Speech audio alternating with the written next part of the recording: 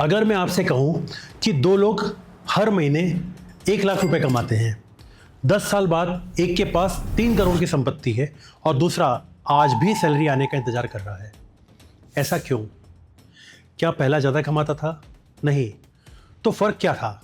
या एक और सवाल, कौन बनेगा करोड़पति में जीतने वाला एक इंसान कुछ सालों बाद खुद कहता है कि पैसे संभालना पैसे कमाने से ज़्यादा मुश्किल है।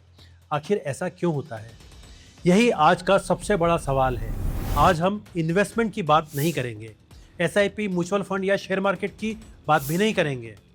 आज हम उस सोच की बात करेंगे जो पैसे को या तो आपके पास रोकती है या चुपचाप आपकी ज़िंदगी से बाहर भेज देती है। वीडियो खत्म होने तक आप समझेंगे पैसा होने के बाद भी क्यों नहीं टिकता, कुछ लोग कम कमाकर भी अमीर कैसे बन जाते हैं और एक ऐसी आदत जो ज़्यादातर लोग पूरी ज़िंदगी समझ ही नहीं पाते। और शायद आज के बाद आप पैसे को पहली बार एक अलग नज़र से देखेंगे। मैं आपको सिर्फ एक रिक्वेस्ट करूंगा, अगर आपके लिए पैसा सिर्फ कमाना ही काफ़ी है तो यह वीडियो छोड़ सकते हैं। लेकिन अगर आप जानना चाहते हैं कि कुछ लोग एक जैसी इनकम के बावजूद अमीर क्यों बन जाते हैं और कुछ लोग पूरी ज़िंदगी संघर्ष करते रह जाते हैं, तो यह वीडियो आखिरी तक ज़रूर देखिए, क्योंकि आखिर में मैं आपको एक ऐसा फ्रेमवर्क दूंगा जिसके बाद आप पैसे को कभी पहले की तरह नहीं देखेंगे। तो शुरुआत एक बहुत दिलचस्प कहानी से करते हैं। आपने सुशील कुमार का नाम सुना होगा। कौन बनेगा करोड़पति में उन्होंने 5 करोड़ जीते। रातों रात पूरा देश उन्हें जानने लगा। सोचिए, जिस इंसान के पास एक दिन पहले इतना पैसा नहीं था, उसके खाते में अचानक 5 करोड़ आ जाएं। अब ज़्यादातर लोग सोचेंगे बस अब तो ज़िंदगी सेट है। लेकिन कुछ साल बाद उन्होंने एक इंटरव्यू में कहा कि पैसे संभालना उतना आसान नहीं था जितना लोग समझते हैं। अब यहाँ एक सवाल आता है, क्या समस्या पैसे की थी या पैसे को संभालने की? एक सॉफ्टवेयर इंजीनियर की नज़र से समझिए। मान लीजिए आपका मोबाइल की बैटरी 100% चार्ज है। क्या इसका मतलब फ़ोन 2 दिन चलेगा? ज़रूरी नहीं। अगर बैकग्राउंड में 20 ऐप्स चल रही हैं, ब्राइटनेस फुल हो, लोकेशन हमेशा ऑन हो, तो बैटरी बहुत जल्दी ख़त्म हो जाएगी। तो एक सवाल, समस्या बैटरी की है या उसे इस्तेमाल करने के तरीके की? बस पैसा भी ऐसा ही है। इनकम बैटरी चार्ज है और आपकी आदतें बैकग्राउंड ऐप्स। अगर हर समय कुछ ना कुछ पैसा खींच रहा है तो इनकम चाहे दोगुनी हो जाए, बैटरी फिर भी खाली हो जाएगी।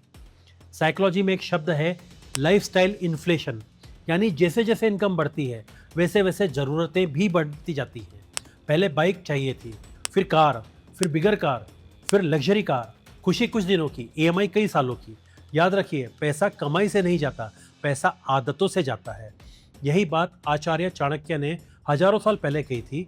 वे कहते हैं धन कमाना महत्वपूर्ण है, लेकिन उससे भी ज़्यादा महत्वपूर्ण है धन का सही उपयोग, क्योंकि जिस धन का उद्देश्य नहीं होता वह धीरे धीरे खर्च बन जाता है। पिछले 27 सालों में मैंने ऐसे कई लोगों की कुंडलियाँ देखी हैं जिनकी इनकम बहुत अच्छी थी, लेकिन फाइनेंशियल स्ट्रेस फिर भी खत्म नहीं हुआ।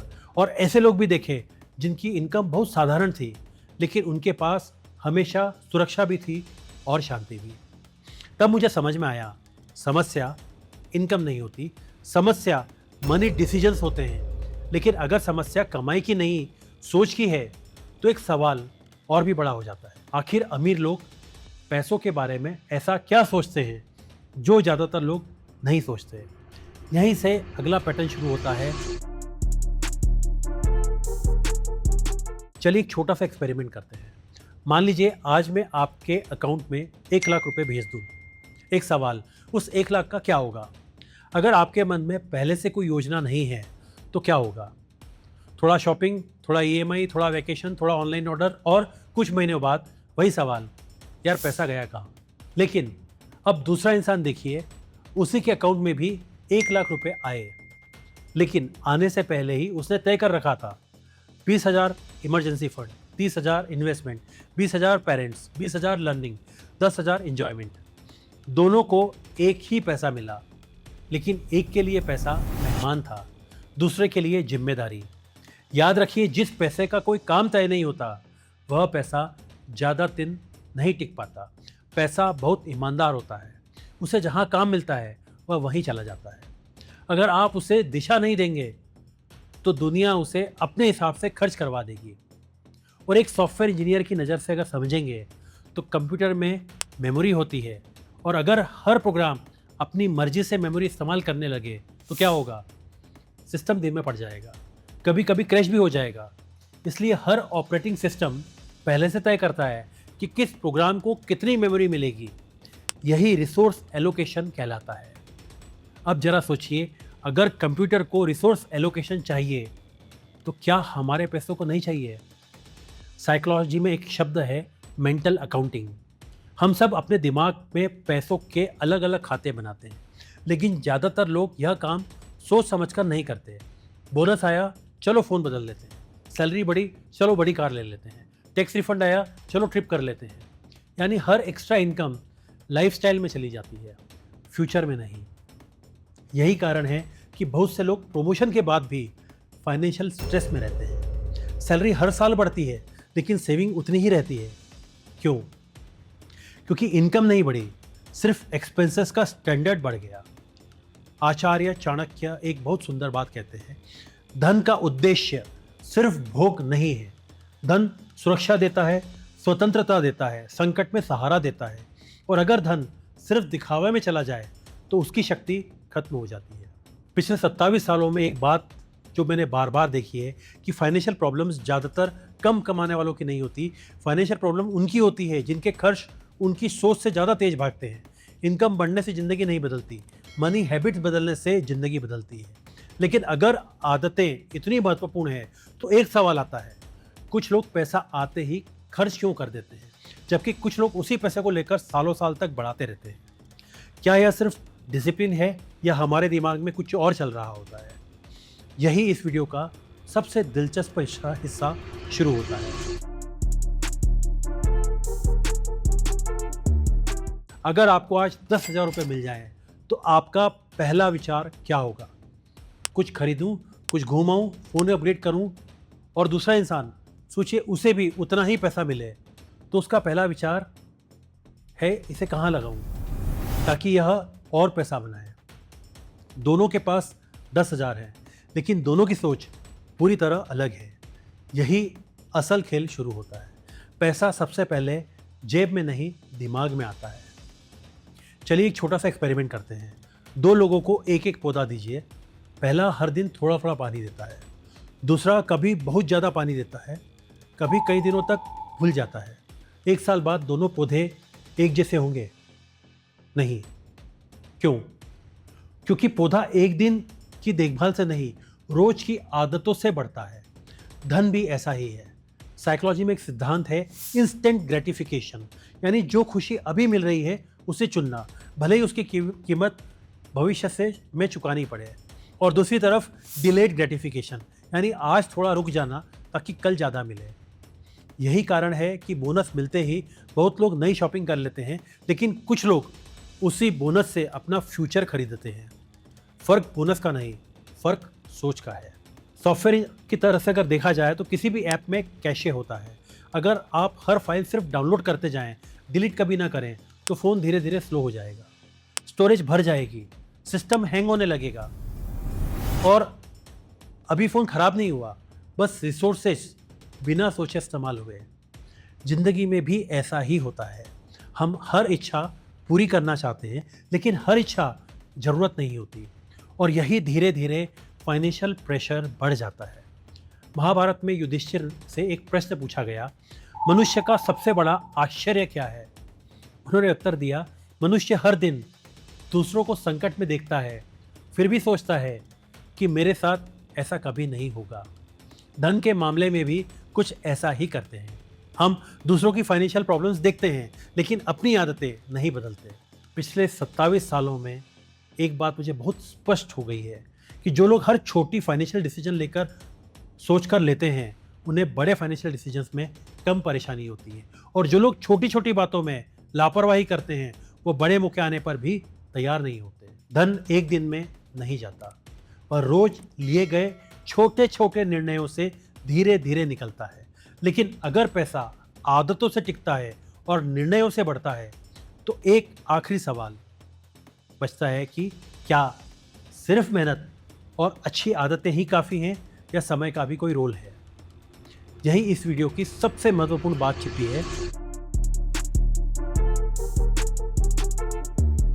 चलिए एक आखिरी एक्सपेरिमेंट करते हैं। दो दोस्त हैं, दोनों हर महीने 10,000 रुपये बचाते हैं। दोनों एक जैसी इनकम कमाते हैं। फ़र्क सिर्फ इतना है, पहला 25 साल की उम्र से इन्वेस्टमेंट शुरू करता है, दूसरा 35 साल की उम्र में, और दोनों एक ही अमाउंट लगाते हैं, एक ही रिटर्न मिलता है। फिर भी रिटायरमेंट तक दोनों की वेल्थ एक जैसी नहीं होगी। क्यों? क्योंकि पैसों की दुनिया में एक चीज़ सबसे शक्तिशाली है, टाइम। पैसा मेहनत से कमाया जाता है लेकिन दौलत समय से बनती है। और सॉफ्टवेयर इंजीनियरिंग की नज़र से अगर समझें तो दो लोग एक ही कोड लिखते हैं, एक पहले दिन से छोटी छोटी इंप्रूवमेंट्स करता है और दूसरा हर बार लास्ट मोमेंट पर सब कुछ ठीक करने की कोशिश करता है। एक साल बाद किसी का सॉफ्टवेयर ज़्यादा स्टेबल होगा, जिसने हर दिन थोड़ा थोड़ा सुधारा। जिंदगी भी ऐसी ही है। कंपाउंडिंग सिर्फ पैसों में नहीं होती, स्किल्स में भी होती है, हेल्थ में भी होती है, रिलेशनशिप्स में भी होती है और मनी में भी होती है। यही कारण है कि वॉरेन बफेट से एक बार पूछा गया, आपकी सबसे बड़ी ताकत क्या है? उन्होंने कहा, कंपाउंड इंटरेस्ट। लेकिन जरा सोचिए, कंपाउंड इंटरेस्ट सिर्फ पैसा नहीं बढ़ाता, वह धैर्य को रिवॉर्ड देता है। यही बात आचार्य चाणक्य एक अलग तरीके से कहते हैं। वे कहते हैं, धन धीरे धीरे बढ़े तो ज़्यादा टिकता है। जो धन बहुत जल्दी आता है और समझ के बिना आता है, वह अक्सर उतनी ही जल्दी चला भी जाता है। अब आप हमारी पिछली वीडियो याद कीजिए। हमने कहा था, तैयारी और सही समय मिल जाए तो परिणाम बदल जाते हैं। धन भी इसी नियम पर चलता है।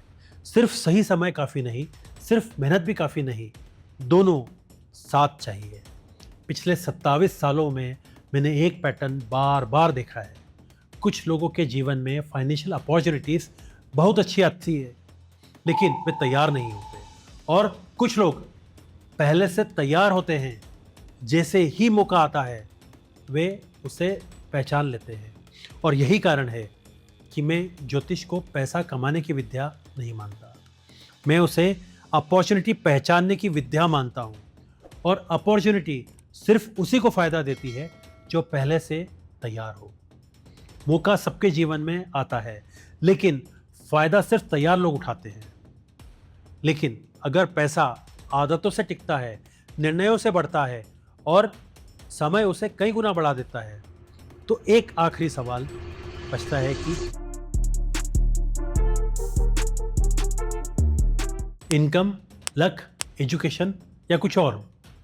यही इस वीडियो का सबसे महत्वपूर्ण निष्कर्ष है। अमीर और गरीब में सबसे बड़ा फ़र्क क्या है? अगर पूरी वीडियो मुझे 1 मिनट में समझानी हो तो मैं सिर्फ एक बात कहूँगा, अमीर लोग पैसे से ज़्यादा निर्णयों का प्रबंधन करते हैं और यही धीरे धीरे धन बन जाता है। गरीब और अमीर दोनों पैसा खर्च करते हैं, लेकिन एक खर्च करने से पहले पूछता है, इससे मुझे आज क्या मिलेगा? दूसरा पूछता है, इससे मुझे 5 साल बाद क्या मिलेगा? बस यही पूरा फ़र्क है। कमाई, आदतें, निर्णय, समय, दौलत। दौलत इनकम नहीं है, दौलत सही निर्णय और समय का परिणाम है। याद रखिए, पैसा जेब में आने से पहले दिमाग में आता है। अगर सोच नहीं बदली तो इनकम बढ़ेगी लेकिन वेल्थ नहीं, और अगर निर्णय बदल गए तो शायद इनकम वही रहे लेकिन आपकी फाइनेंशियल लाइफ पूरी तरह बदल सकती है। और अगर आज इस वीडियो से एक बात अपने साथ ले जानी है तो वह यही है, इनकम कमाने से पहले मनी डिसीजंस सीखिए। कमेंट्स में मुझे बताइए आज आपने कौन सा पैटर्न सबसे ज़्यादा सीखा। और अगर आप चाहते हैं कि हम इसी तरह तर्क, साइकोलॉजी, मैनेजमेंट और प्राचीन ज्ञान की मदद से ज़िंदगी के पैटर्न समझते रहें तो इस चैनल से ज़रूर जुड़िए। अगली वीडियो में हम बात करेंगे, एक फ़ैसला पूरी ज़िंदगी बदल सकता है, और मुझे लगता है वह वीडियो आपके जीवन के सबसे महत्वपूर्ण डिसीजंस को देखने का तरीका हमेशा के लिए बदल देगा। मिलते हैं अगले वीडियो में। जय श्री राम।